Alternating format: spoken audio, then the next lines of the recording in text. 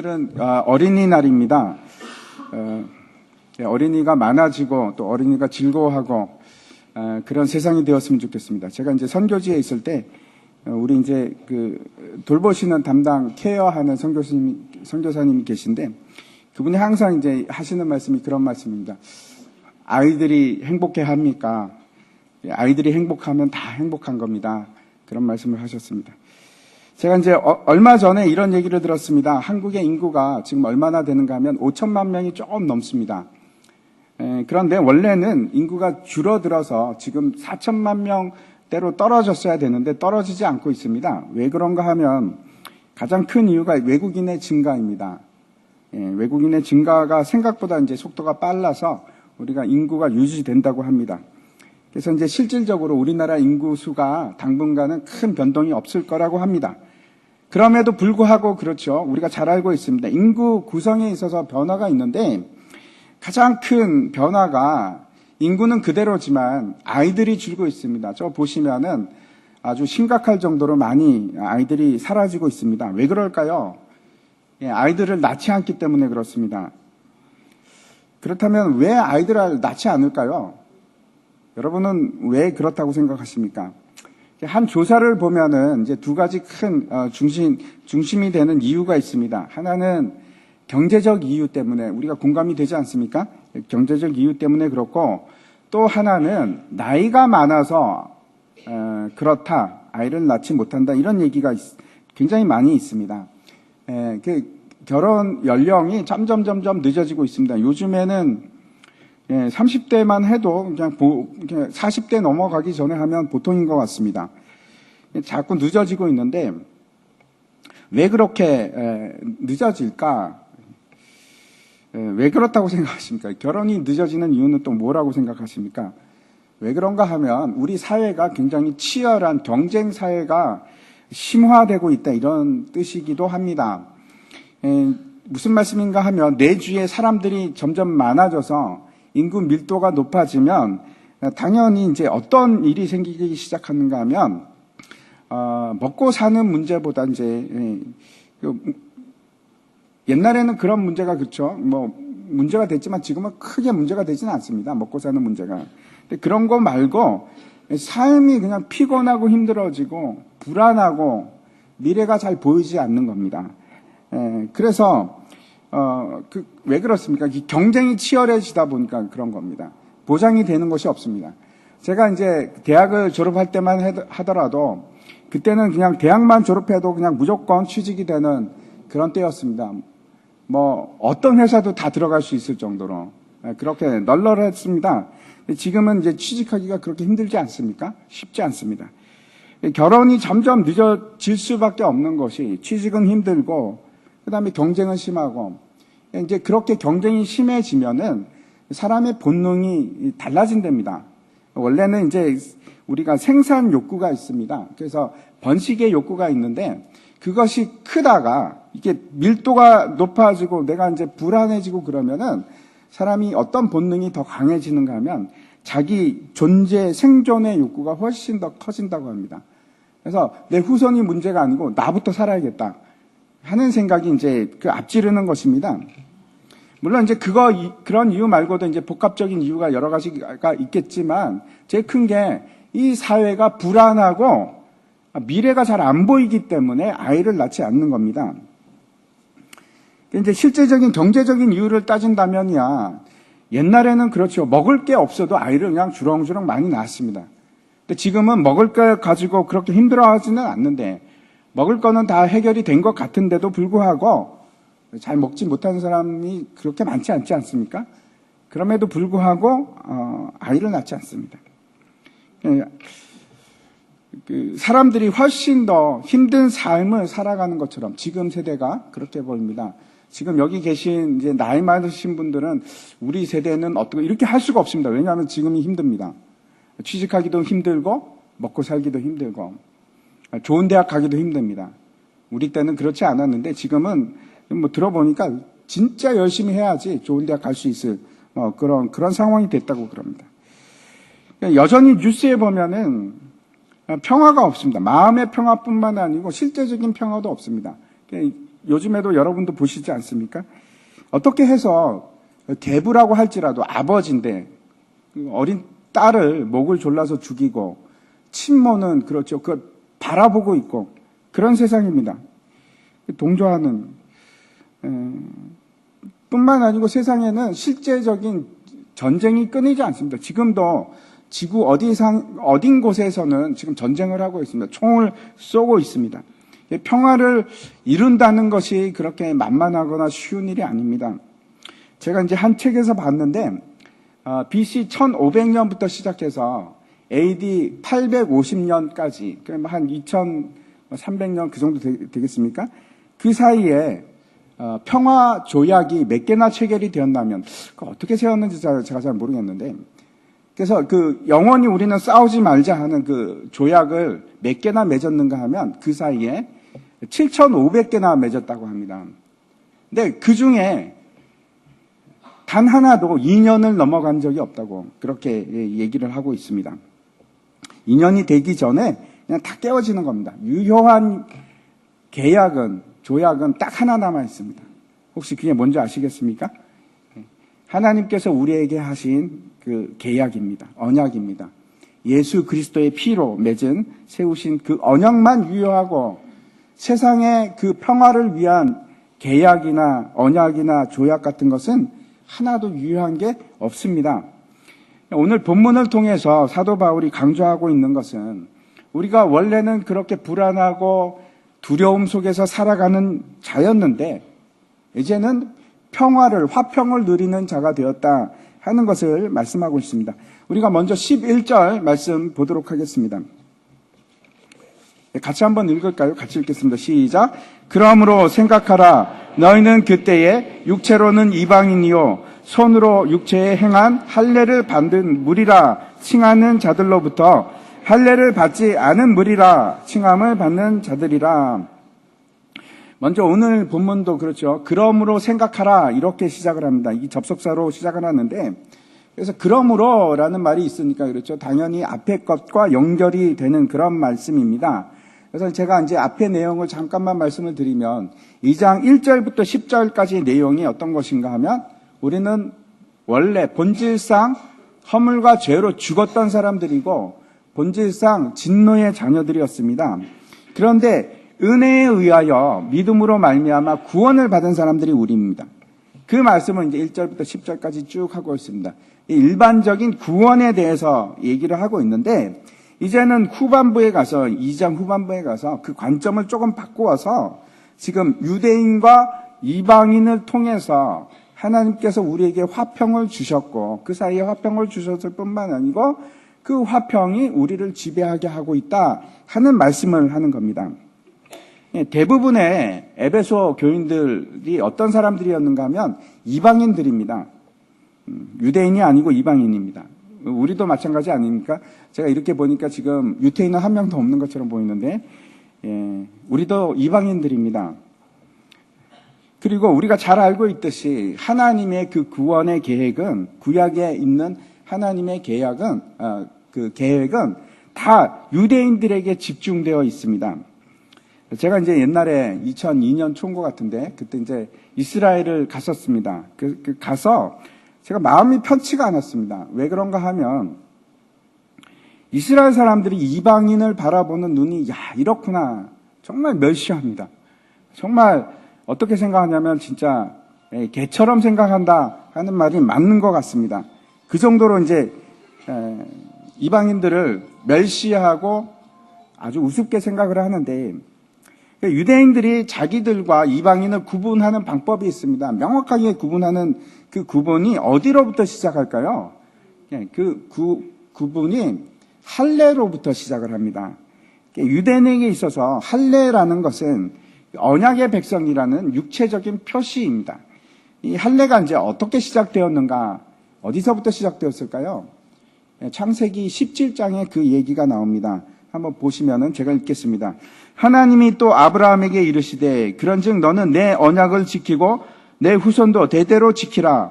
너희 중 남자는 다 할례를 받으라. 이것이 나와 너희와 너희 후손 사이에 지킬 내 언약이니라. 하나님께서 아브라함에게 언약을 주셨는데 뭐라고 주셨는가 하면 내가 너로 큰 민족을 이루게 할 것이고 너에게 가나안 땅을 줄 것이고 너의 후손을 통해서 세계 만민이 복을 누리게 할 것이다 하는 약속을 주셨습니다. 그리고 그 약속을 위해서 이제 15장에서 언약을 맺으시는데 그 짐승을 다 반으로 쪼개게 하십니다. 그리고 누가 통과하셨습니까? 하나님께서 홀로 통과하십니다. 아브라함과 함께 가신 것이 아니고 하나님께서 홀로 그곳을 지나가시면서 언약을 맺으십니다. 이게 무슨 뜻입니까? 내가 만약에 언약을 지키지 못한다면, 그 언약이 깨어진다면 나는 이 고기처럼 쪼개지리라 하는 그 약속입니다. 그걸 이제 15장에서 맺으시고, 그리고 그것으로 끝난 것이 아니고 17장에 가면 이렇게 이제 언약을 맺게 하시는 겁니다. 아브라함에게도 너도 언약의 표식을 하라 하는 것이 바로 이 할례입니다. 그래서 할례는 가장 중요한 그 뜻이 뭔가 하면 나는 하나님의 언약의 백성이다 하는 뜻입니다. 그 언약의 백성을 왜 두셨을까요? 그 나라를 왜 두셨을까요? 그게 이제 출애굽기 19장에 보면은 나옵니다. 19장 5절과 6절을 제가 읽겠습니다. 세계가 다 내게 속하였나니 너희가 내 말을 잘 듣고 내 언약을 지키면 너희는 모든 민족 중에서 내 소유가 되겠고 너희가 내게 대하여 제사장 나라가 되며 거룩한 백성이 되리라. 너는 이 말을 이스라엘 자손에게 전할지니라. 하나님께서 이스라엘 백성을 언약의 백성으로 두신 이유를 여기서 분명하게 얘기하고 있는데 왜 그렇습니까? 이스라엘을 제사장의 나라가 되게 하기 위해서 그렇게 하셨습니다. 제사장이라는 것이 어떤 것인가 하면 하나님과 사람 사이에 중보자 역할을 하는 겁니다. 그래서 하나님의 뜻이 무엇인지 가르쳐주고 하나님의 복을 누리게 하는 것이 제사장입니다. 그런데 마찬가지로 제사장 나라가 된다는 것은 어떤 뜻인가 하면 하나님의 제사장 나라가 돼서 하나님과 세계 여러 나라들 가운데 중보자가 돼서 하나님의 뜻이 무엇인지 하나님의 복을 어떻게 누리는지 그걸 이제 보여주는 것이 제사장 나라입니다. 그래서 하나님께서 아브라함의 자손이 나라가 되게 하시고 그 나라를 통해서 세상에 복이 되게 하라 이렇게 말씀하신 것입니다. 그래서 하나님의 뜻이 무엇인지 하나님의 법을 주셨지요. 그게 율법입니다. 율법을 통해서 하나님의 뜻이 무엇인지 알게 됩니다. 그뿐만 아니고 하나님께서 또 그 제사장 나라에게 뭘 주셨는가? 성전을 주셨습니다. 성전이 어떤 것인가 하면 하나님이 거하는 집입니다. 그래서 성전이 있으므로 이 나라는 하나님과 동거하는 겁니다. 하나님과 함께하는 그 복이 무엇인지 그걸 누릴 수 있는 나라가 되고 그걸 세상에게 보여주는 것이 그 목적입니다. 그래서 하나님께서 그 성전으로 그곳에 임하시고 뿐만 아니고 여러 가지 기적을 보여줍니다. 그 복이 얼마나 큰지를 알려주시기 위해서. 그래서 홍해를 가르시고 여러 가지 기적들을 그 이스라엘에게 베푸지 않았습니까? 세상의 다른 나라에서 홍해를 갈라서 구하신 나라가 있습니까? 그런 나라가 없습니다. 하나님의 복이 무엇인지 이스라엘을 통해서 보여주셨습니다. 그런데 그 일에 이스라엘이 제사장 나라가 되는 것이 성공했는가? 아니요, 그렇지 않습니다. 그게 이스라엘이 나라를 이루는 데 성공을 했고 제의적인 나라가 되는 것도 성공을 했지만 하나님의 거룩한 복을 드러내는 거룩한 나라가 되는 것은 실패합니다. 다른 나라들과 전혀 다르지가 않았습니다. 어떻게 했는가 하면 우상을 섬기고 하나님께 불순종하고 하나님을 떠나는 일을 반복해서 했습니다. 아무튼 유대인에게 하나님의 말씀이 주어져서 하나님의 뜻이 무엇인지 알게 하셨고 또 유대인들에게 하나님의 집, 성전을 주셔서 하나님이 임재하시는 것을 보여주고 그다음에 하나님께서 하는 복이 무엇인지 그 복을 누리게끔 했던 백성들이 이스라엘 백성들입니다. 그런데 우리는 그런 사람은 아닙니다. 하나님의 언약의 백성이 아닙니다. 이런 점에 있어서 12절에서 이방인들을 묘사하고 있는데 12절 한번 보여주시기 바랍니다. 같이 읽겠습니다. 시작. 그때 너희는 그리스도 밖에 있었고 이스라엘 나라 밖의 사람이라 약속의 언약들에 대하여는 외인이요 세상에서 소망이 없고 하나님도 없는 자이더니 첫 번째 뭐라고 합니까? 그리스도 밖에 있었다 이렇게 얘기합니다. 먼저 우리가 이 수신자가 누군지 1차적인 수신자가 누군지 생각해 보면 에베소 교인들입니다. 이 사람들이, 에베소 교인들이 원래는 다 이방신을 섬기던 사람들입니다. 에베소에 가면 이번에 이제 성지 순례 가시면 보실 텐데, 에베소 가면은 어마어마한 신전이 있습니다. 그 다이아나 여신을 위한 신전인데, 그 다이아나 여신을 섬기던 사람이고, 수많은 우상들을 섬기던 그런 사람들이었습니다. 그래서 그리스도에 대해서는 전혀 알지를 못하던 사람들이었습니다. 이게 얼마나 비참한 것인가. 저와 여러분이 잘 알지 않습니까? 예수 그리스도 외에는 우리가 죄를 사할 수 있는 방법이 없습니다. 다른 길이 없습니다. 다른 방법으로 우리가 죄를 사할 수 있는 길은 없습니다. 그런데 그 길을 알 수 있는 방법이 원천적으로 없는 겁니다. 이 사람들은 얼마나 절대적인 비극 속에서 살아가던 사람들입니다. 예수님께 다가갈 수 있는 길 자체가 아예 없는 겁니다. 이 사람들은. 그게 이 에베소 사람들이었을 뿐만 아니고 우리도 그런 사람들이었습니다. 두 번째는 이 사람들이, 이방인들이 어떤 사람들인가 하면 이스라엘 나라 밖의 사람이다라고 얘기하고 있습니다. 하나님께서 이제 아브라함을 부르시고 그를 통해서 이스라엘 나라를 세웠는데, 창세기에 보면 두 나라가 나옵니다. 그 앞에는 어떤 나라가 나왔냐면은 하나님을 떠난 바벨탑을 세운, 그 바벨탑으로 그 표현되고 있는 그 바벨론 제국인데, 하나님을 떠난 사람들, 세상의 나라입니다. 세상이 세운 사람들. 또 하나는 아브라함을 통해서 세워지는 나라가 있는데 하나님의 나라입니다. 한번 생각해 보십시오. 나는 원래 어디에 속해 있던 사람이었습니까? 하나님 나라에 속해 있던 사람입니까? 아니면 세상의 나라에 속한 사람이었습니까? 우리는 세상의 나라에 속한 사람들이었습니다. 그래서 마땅히 하나님의 백성이면 누릴 수 있는 그런 것들을, 그런 특권을 전혀 가지지 못한 채 우리가 살았던 사람들입니다. 성전에 들어가면 이제 구역이 나눠져 있는데, 제일 처음에 나타나는 것이 이방인의 뜰입니다. 이방인의 뜰을, 이방인은 넘어갈 수가 없습니다. 그건 넘어가면 여인의 뜰이 나오고, 그 다음에 더 들어가면 이제 번제단이 나오고, 그 안에 더 들어가면 이제 성소가 나오는데, 이렇게 이방인은 아예 원천적으로 복이 차단된 사람입니다. 예배를 드리고 싶어도 드릴 수가 없는 사람들이 이방인입니다. 하나님 복 자체가 뭔지를 모르는 겁니다. 우리가 그런 사람입니다. 뭔지 몰랐습니다. 지금은 그 복을 누리고 살아가지만, 이전에는 하나님을 만나고 하나님을 믿으면 누릴 수 있는 복이 뭔지를 모르던 사람들입니다. 그 이방인들이 이제 이스라엘 백성들이 가나안 땅에 들어갈 때 여리고 사람들이 그럽니다. 그 소식을 듣고, 야, 상천하지의 하나님께서 이 이스라엘 백성들을 이끌고 여기까지 오셨는데, 그러면서 두려워합니다. 글쎄 들어보니까 이 하나님이 홍해를 가르셨대. 광야에서 사람들을 먹이셨대. 그리고 시온 왕을 치셨대. 막 그런 얘기를 들으면서 벌벌벌 떠는 겁니다. 하나님의 백성이 아니라서 그 일들이 뭔지 모릅니다. 그 속한 자가 아닌 겁니다. 복을 누릴 수 있는 상태가 아니었습니다. 그런 복을. 우리가 그런 사람들이었습니다. 홍해가 뭔지, 홍해가 왜 갈라진지 전혀 이해할 수 없는 사람들이었습니다. 세 번째, 그 약속의 언약에 대해서는 외인이요, 이렇게 얘기하고 있습니다. 하나님께서 언약을 누구에게 주셨습니까? 아브라함에게 주셨습니다. 그리고 그 후손들에게 주셨는데, 이스라엘만 언약을 맺으셨습니다. 다른 나라와는 언약을 맺은 적이 없습니다. 그래서 그 바리새인들이 기도할 때 이렇게까지 기도를 합니다. 하나님, 우리가 이방인이 아니라 유대인인 것을 감사드립니다. 심지어는 그렇게까지 기도를 합니다. 우리는 언약의 당사자가 아닙니다. 우리는 하나님께서 우리하고 계약을 맺은 적이 없습니다. 이게 무슨 얘기냐 하면, 약속을 맺지 않았기 때문에 우리에게는 보증이 없습니다. 여러분, 그 보증이 없는 것이 얼마나 불안하고 비참한 것인지 아십니까? 많은 사람들이 보험을 듭니다. 왜 보험을 들까요? 불안해서, 미래에 조금이라도 보장을 받기 위해서. 사람들이 그렇게 그 미래에 대해서 불안해하고 걱정을 합니다. 어떤 보험이라고 해도 그게 미래에 대한 보장이 되겠습니까? 불안합니다. 우리는 늘 불안한 겁니다.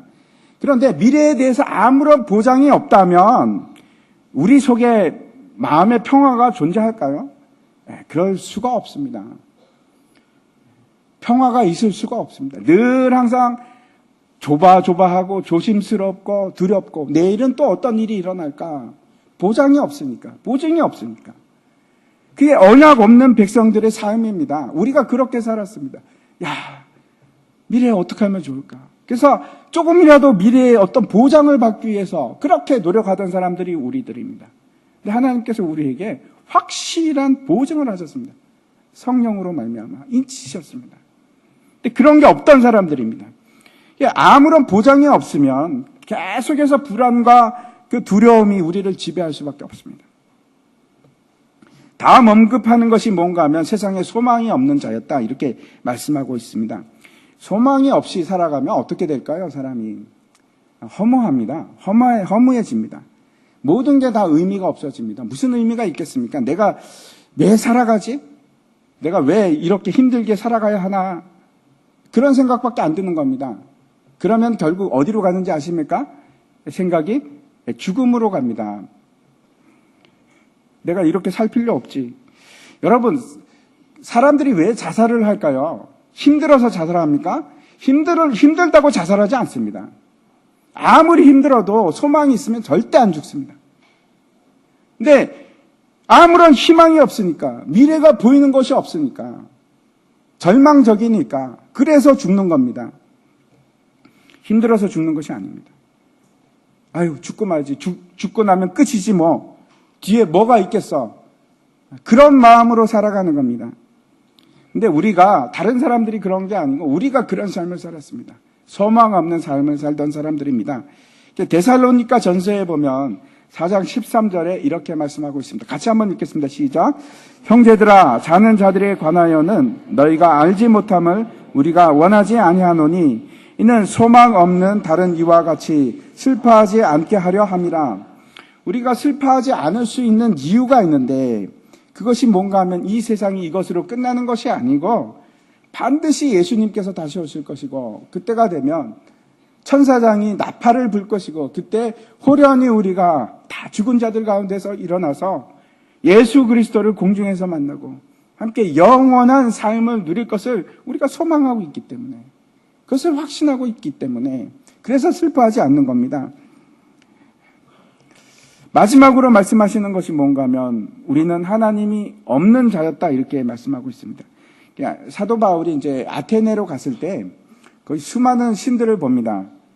이제 이번에도 가시면 보실 텐데 아고라 그쪽으로 가면은 거기서 이제 사도 바울이 설교를 했었는데 그러니까 이제 뭐라고까지 얘기하냐면 야, 사람보다 신이 더 많네.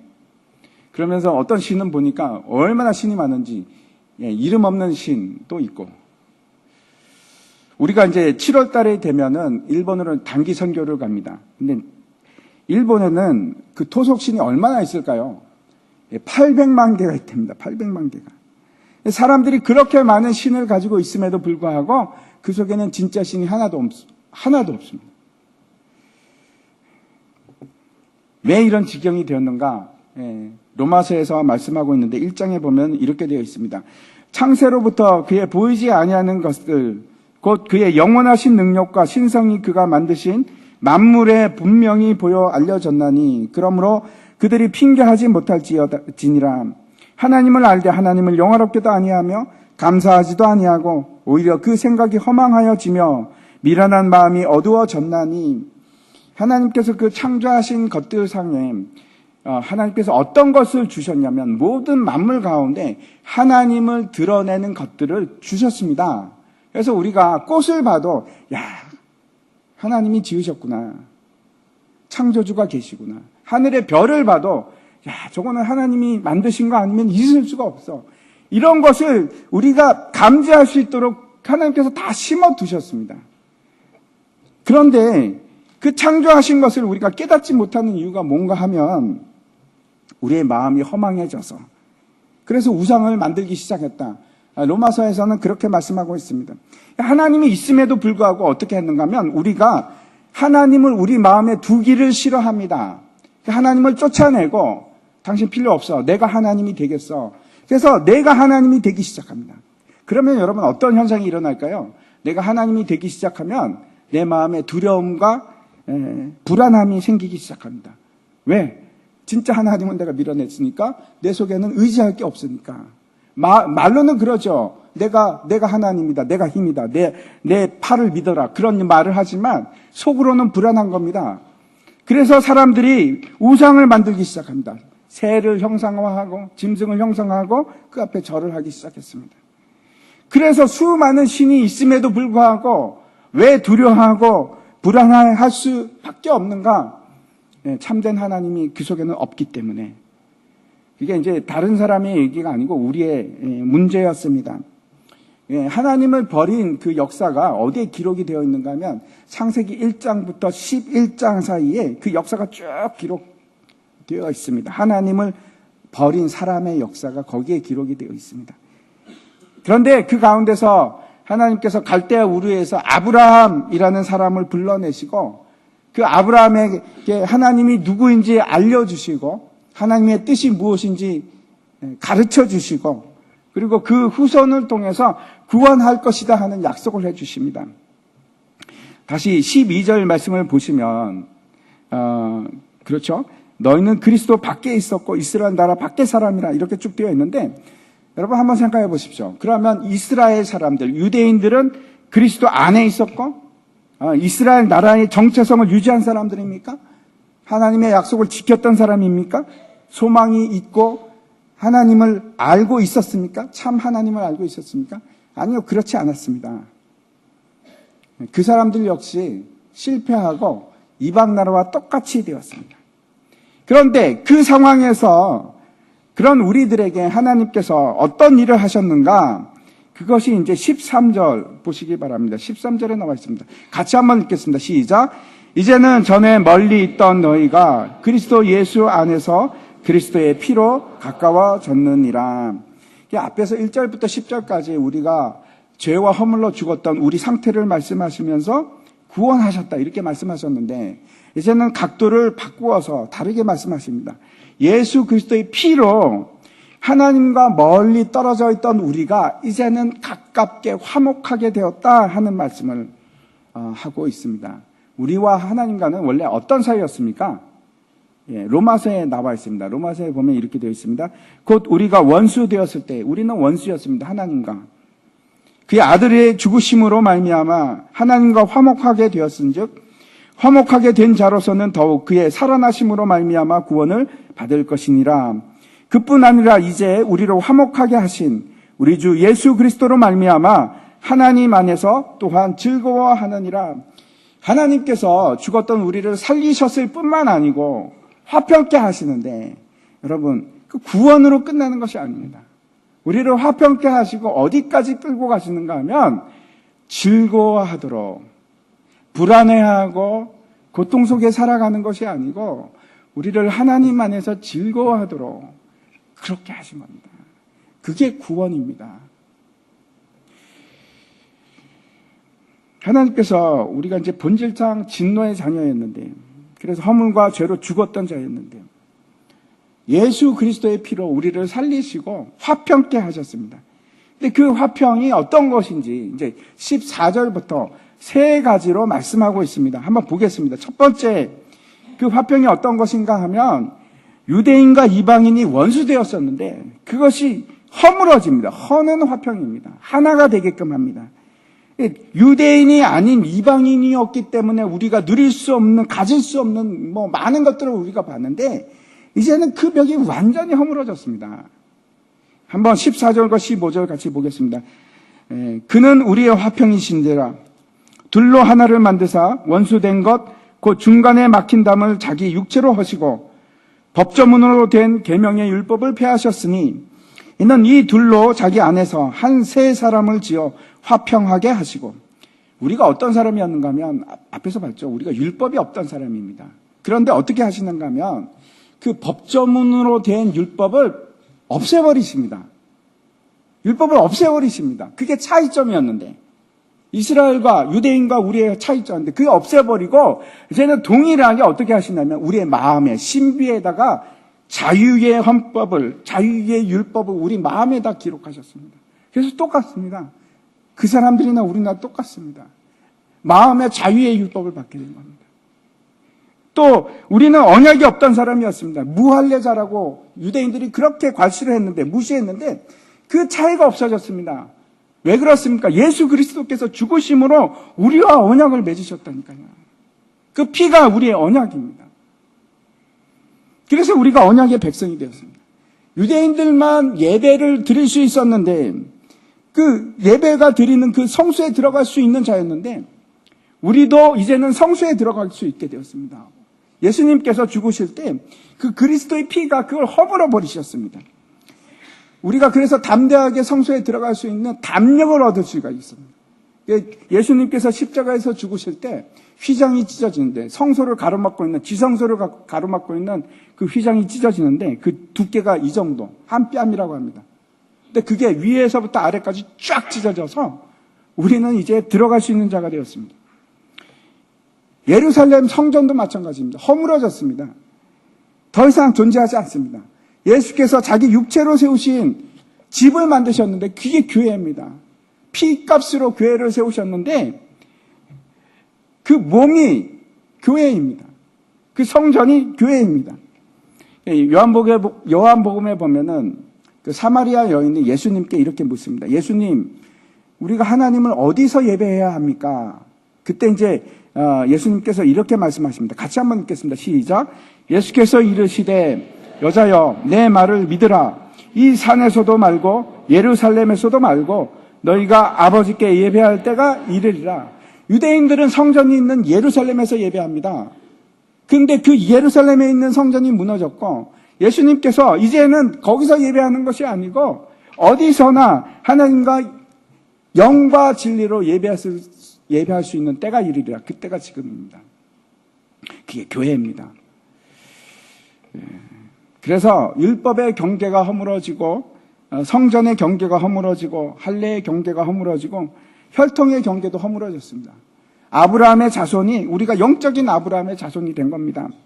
그래서 이제는 유대인과 이방인이 원수가 된 것이 아니고 이제 차이가 없어지고 하나가 됩니다.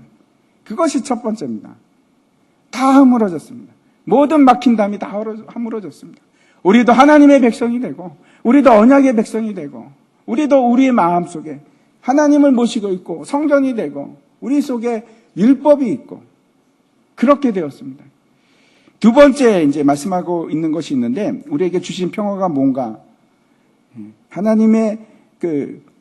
하나님과의 원수된 것을 화목케 하신 것입니다. 16절 한번 보시겠습니다. 16절 같이 읽도록 하겠습니다. 시작.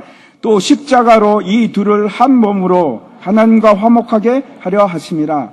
원수된 것을 십자가로 소멸하시고 이 두 번째는 하나님께서 이방인과 유대인을 차이를 없애시고 원수를 하나로 되게 하셨는데 그뿐만 아니고 이전에는 우리가 하나님과 원수가 되었는데 하나님과 화해하게끔 화목하게끔 만드셨습니다.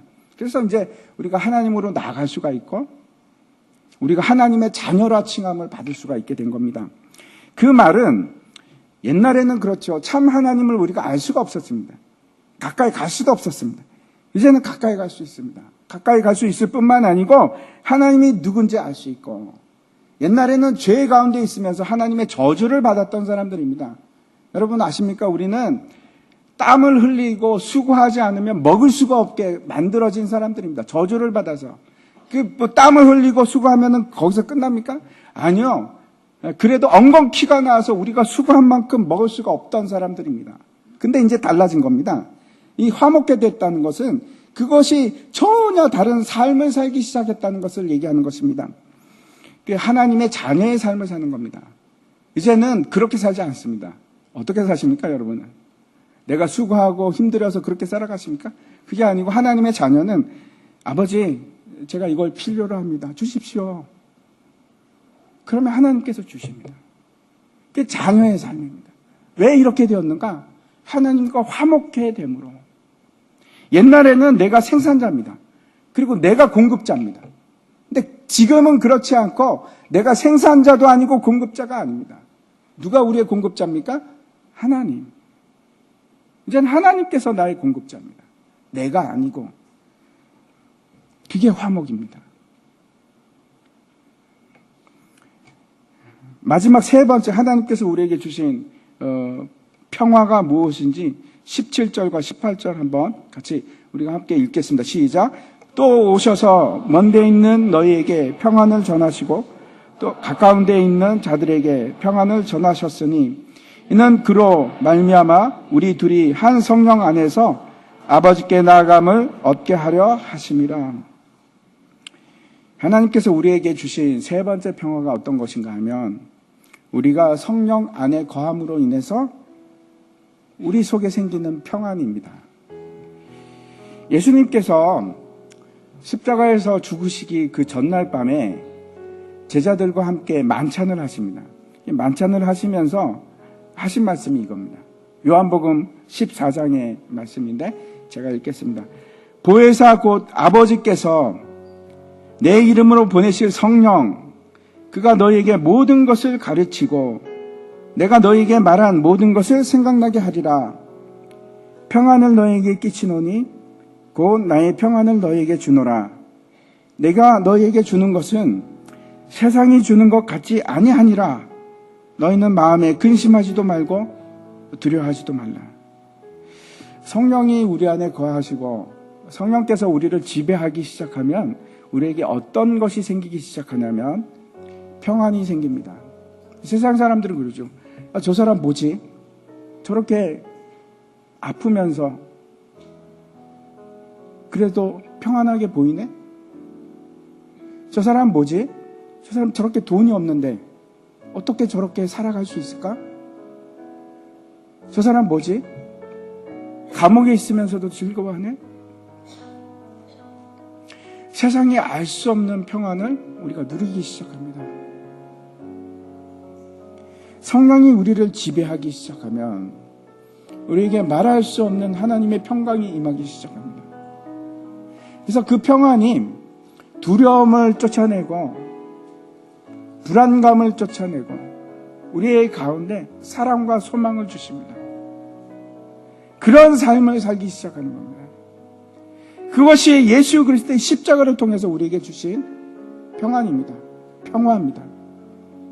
예수님께서 십자가에서 피를 흘리고 죽으심으로 말미암아 우리가 이제는 유태인과 마찬가지로 하나님의 복을 누리는 자가 되었습니다. 다른 게 없습니다. 동일하게 약속의 자녀가 되고 하나님의 복이 무엇인지 깨닫는 자가 되고 뿐만 아닙니다. 예수님께서 십자가에서 우리를 위해서 죽으심으로 하나님과 나는 아버지와 자녀의 관계가 되었습니다. 그래서 달라면 주십니다. 하나님, 아버지, 저 이거 필요해요. 하나님께서 뭐라고 하십니까? 너희 육신의 아버지도 달라고 하면 좋은 것으로 주는데 내가 너희에게 좋은 것으로 주지 않겠느냐. 그게 하나님과 우리 사이의 관계입니다. 평화가 이루어져서 그렇습니다. 옛날에는 원수였는데 이제 원수가 아닙니다. 아버지입니다. 뿐만 아니고 이제 성령께서 우리 속에 임하셔서 우리가 세상 속에서 평안함을 이루 말할 수 없는 평안을 무언지 깨닫게 하여 주시는 겁니다. 세상 사람들이 이해 못합니다. 저렇게 핍박을 당해도 저렇게 감사할까? 저 사람 뭐지? 돈이 없는데도 괜찮아하네? 평안하네? 집이 망하는 것 같은데도 괜찮아하네? 우리가 그런 사람들입니다. 세상은 여러분 불안과 두려움과 소망이 없는 그런 삶을 살아갑니다. 하나님께서 구원만 주신 것이 아니고 저 땅에서 살아갈 수 있는 구원만 주신 것이 아니고 이 땅에서 우리에게 평화를 주셨습니다. 그 평화를 누리시기 바랍니다. 예수님이 우리의 평화입니다. 같이 일어나셔서 우리